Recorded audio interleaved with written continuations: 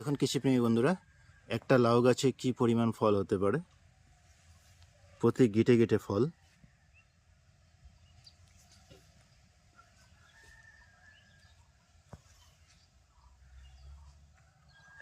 এখানে বেশি লাউ গাছ কিন্তু লাগানো হয়নি, একটি লাউ গাছে লাগানো হয়েছে খাওয়ার জন্য। তো দেখুন কি পরিমাণে ফল হয়েছে।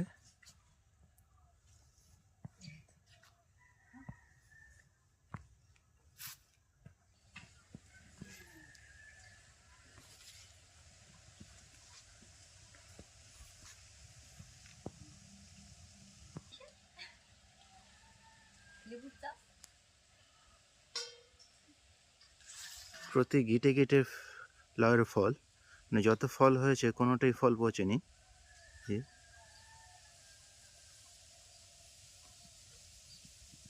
এই দেখুন সিনারি।